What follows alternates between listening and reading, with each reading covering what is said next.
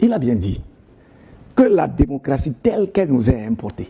En Afrique, on n'en veut pas. Mais c'est plus que vrai.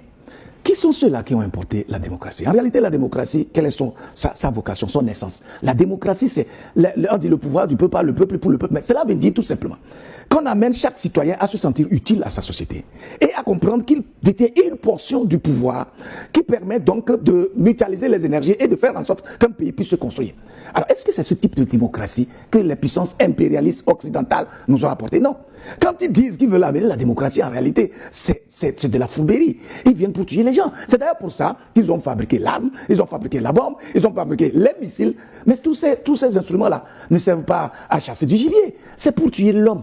Vous voyez? Et donc, on ne peut pas dire que ceux-là, ils sont des modèles démocratiques à partir du moment où ils empêchent leurs paysans, par exemple, de parler, ils empêchent des cours socio-professionnels de s'activer. Vous savez, tout ce qui s'est passé en France, par exemple, avec les gilets jaunes, où on les étouffe, on les abat, on les bat comme des animaux, comme des bêtes de somme.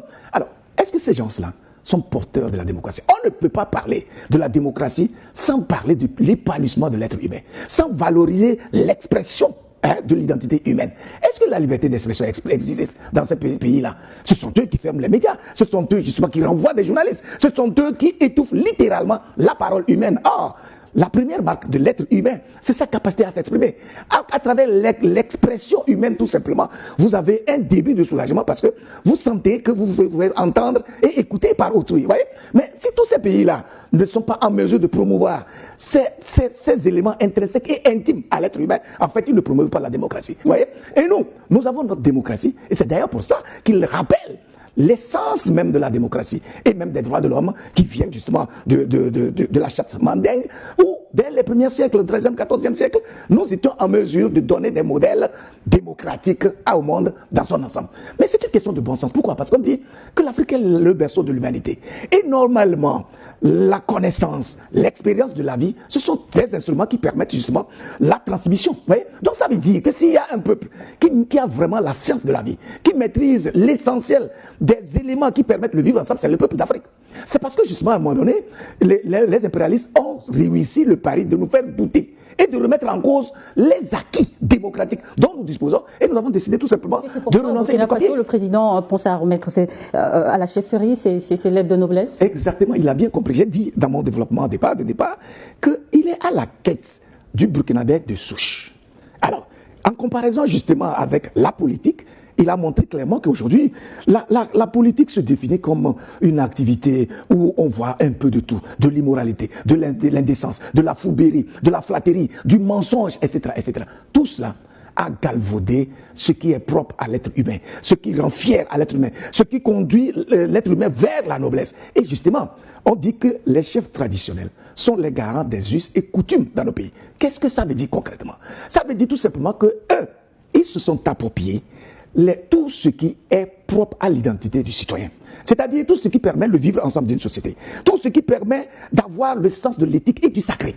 Tout ce qui donne des limites à la vie humaine et qui lui permettent de ne pas tomber dans la luxure, dans le désordre et qui déstructurent justement nos sociétés. Alors, si les chefs traditionnels, en tout cas les chefs coutumiers, ne sont pas valorisés et ne sont pas dans leur champ d'action pour être les garants et donc les porteurs de ces valeurs-là, vous comprenez que notre société va naviguer à vue. C'est d'ailleurs ce que nous vivons aujourd'hui. Lorsque vous avez une voiture, vous avez une belle maison, vous avez de l'argent comme on dit, vous arrivez dans votre communauté, au lieu d'aller chez le chef pour le saluer et lui faire allégeance, c'est le chef qui vient chez vous. Parce qu'il aura besoin d'un 10 000 francs. Vous êtes devenu donc la référence. Or, ce n'est pas parce que vous avez été à l'école, ce n'est pas parce que vous êtes nanti matériellement et financièrement que vous êtes porteur des valeurs.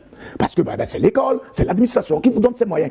Mais au même moment, vous devez vous ressourcer chez des personnes morales que représentent les chefs traditionnels, les chefs coutumiers. Voyez? Et donc, c'est pour dire qu'un vrai dirigeant sait par où il doit passer. Il sait que s'il ne restaure pas la chefferie traditionnelle, et de sorte que ceux-là puissent être de vrais relais de nos valeurs, les vrais porteurs, de ceux-là, les vrais garants, en tout cas de ce qui permet de vivre ensemble, vous allez voir que les fréluquets, parce qu'ils ont de l'argent, vont venir intoxiquer et endoctriner la population et la jeunesse. Vous voyez? Donc je pense que c'est des actes tout à fait lucides et fortement intelligents qui sont posés justement par Ibrahim Traoré. Et Lucas Waky, pour conclure, dans un contexte sahélien parfois instable, quelle place occupe aujourd'hui le Burkina Faso dans les dynamiques régionales, surtout au moment où on voit monter un sentiment de méfiance entre voisins et dans ce contexte, le Togo qui continue d'opter pour le dialogue? Oui, mais je pense que le Burkina Faso, de toute façon, le Burkina Faso fait partie donc de cette nouvelle entité géopolitique ouest-africaine que nous appelons donc la Confédération des États du Sahel. Et donc, l'ensemble des 3 pays adoptent une même vision, une même politique, une même idéologie qui prône et exalte l'indépendance, la souveraineté et donc la gestion optimale des ressources endogènes dont disposent tous ces pays-là. Et donc, je pense que c'est un ensemble qui est en train de se construire et qui est en train donc de nous inspirer. Et je crois qu'il n'y a pas d'autre choix pour d'autres pays qui, malheureusement, rentrent dans la conspiration, dans la trahison, dans des actes malsains et à la limite même jaloux. Parce que, vous voyez, quand vous voyez un jeune ou des jeunes militaires qu'on a toujours saqués, qu'on a toujours diffamés, et comme quoi ils n'ont pas fait la politique, ils n'ont pas l'expérience, etc. J'ai démontré tout à l'heure, dès l'entame de mon intervention, que la gouvernance d'État, ce n'est pas tout ça. C'est pas une question de diplôme, c'est pas une question d'expérience et tout ça. Ça dit que le ressort sur lequel le vrai dirigeant doit donc reposer ses actions, c'est d'abord sa vision, c'est d'abord son idéologie et sa capacité à transmettre cette vision-là à l'ensemble de son peuple. Donc je pense que le Burkina Faso, tout comme l'ensemble des pays de l'AES, sont devenus une référence pour l'Afrique. Et les jaloux voisins qui semblent rentrer toujours dans la conspiration n'auront que leurs yeux pour pleurer parce que ces pays-là sont en guerre depuis plus de 10 ans. Ils ont l'expérience. Il ne faut donc pas les provoquer parce que c'est d'eux que l'avenir de l'Afrique dépendra. Et pensez-vous que la gouvernance actuelle au Burkina Faso marque un tournant dans la gestion de l'État, notamment en termes de transparence et de souveraineté? C'est une évidence. Voyez-vous, il a mis une politique de lutte contre la corruption.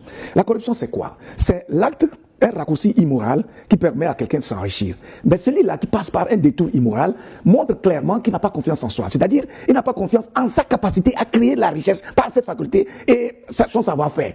Qui passe par ce détour-là. Et donc, ça veut dire qu'il est en train de restaurer les valeurs morales, mais en même temps, il est en train de cultiver la fierté d'être humain. Parce que si vous n'êtes pas en mesure de poser un acte contributeur à la richesse nationale, vous n'avez pas un parcours pour avoir la sensation de la victoire, parce que vous avez posé des actes qui sont porteurs et qui peuvent témoigner de votre capacité, de votre fertilité d'esprit, c'est que vous devenez un cas social, vous êtes inutile pour la société. Donc, tout ce qu'il est en train de faire restaure justement la fierté du citoyen burkinabé et partant du citoyen africain, parce que la preuve, nous sommes au Togo, nous ne sommes pas au Burkina Faso, nous ne sommes pas burkinabés, mais nous en sommes tellement heureux que nous avons consacré carrément une émission pour. Ça veut dire que nous sommes conscients que c'est par cette voie que l'Africain pourra s'affirmer et se faire identifier pour marquer la différence avec les autres pôles du monde. Et la vision du capitaine